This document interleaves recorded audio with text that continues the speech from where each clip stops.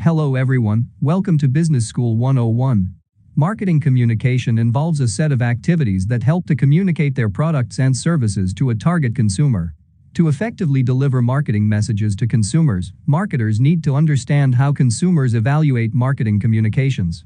As a consumer, you may encounter many marketing messages every day. For example, you may see McDonald's huge logo while driving on the highway, or you may see many people carrying Starbucks coffee on the street. So in this video, I will discuss marketers' 5 steps to develop their marketing communication strategies. Within each step, I will also explain how consumers process the marketing information with examples. Step 1. Exposure. Before marketing stimuli affect consumers, they must be exposed to them. Exposure means coming into physical contact with a stimulus. If marketing stimuli can't come into consumers' sensory receptors, consumers can't see and hear about products or services. Marketing stimuli contain product and brand information and can be communicated by various marketing channels, such as TV commercials, social media, product packages, salespersons, and so on. Moreover, consumers can be exposed to marketing stimuli through non-marketing sources, such as word of mouth, consumer reviews, or news media.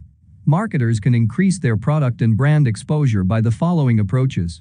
First, advertisement within a medium. For example, consumers can see an ad for a brand on the cover of a magazine or commercials during a TV program break. Exposure to commercials is greatest when they air at the beginning or end of a commercial break within a program. Super Bowl commercial break is very effective in increasing exposure of their products to consumers because consumers are still involved in the program. Second, product distribution and shelf placement. The more stores carrying the products, the greater the likelihood that consumers will be exposed to them. Moreover, marketers prefer to place their products on the shelf at eye level or the end of an aisle because it allows consumers to see their products more. For example, sweets such as chocolates and cookies are often placed on the lower shelf, as their target consumers are kids. Checkout counters are also a great place to increase the exposure of products. Third, product placement. Product placement is the process by which marketers pay a fee for branded products to be prominently displayed in a movie, TV show, or other forms of media. For example, a character in a movie may be seen drinking a specific brand of beer or wearing a particular brand of jacket.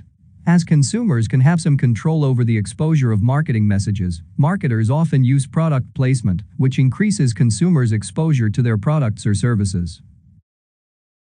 Step 2. Attention. While exposure reflects whether consumers encounter marketing stimuli, attention reflects how much consumers devote their mental activity to them. Consumers can't attend to all stimuli in the environment, so they need to select what to pay attention to and what not. So how do marketers capture consumers' attention and engage them with their messages? To accomplish this, marketers must break through the clutter and keep the consumer's interest to get attention. For example, marketers may provide a personally relevant message that resonates with consumers' values, needs, emotions, or goals. For instance, eco-conscious consumers are more likely to pay attention to green products that are less harmful to the environment. As another approach, marketers can make stimuli pleasant. Step 3. Perception. Once consumers pay attention to the marketing stimuli, then consumers perceive the information with a first impression.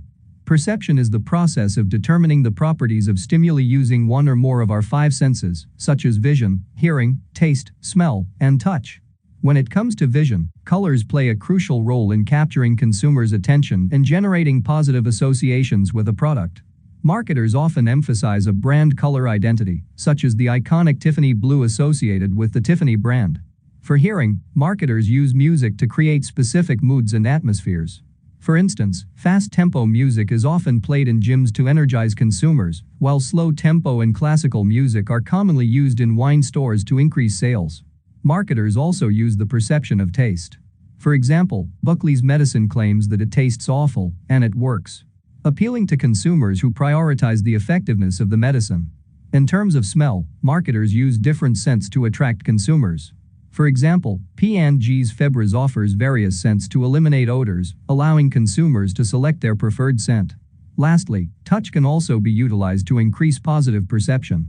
Some consumers want to buy a product touched by their favorite celebrity, as they believe that the immaterial qualities or essence can be transferred to an object through physical contact. Step 4. Attitude. After consumers have a first impression and are interested in knowing more about the product or services, they evaluate the message. By doing so, consumers can form their attitudes toward the product or services. Depending on consumers' motivation, consumers develop their attitudes based on careful analysis or relying on superficial cues.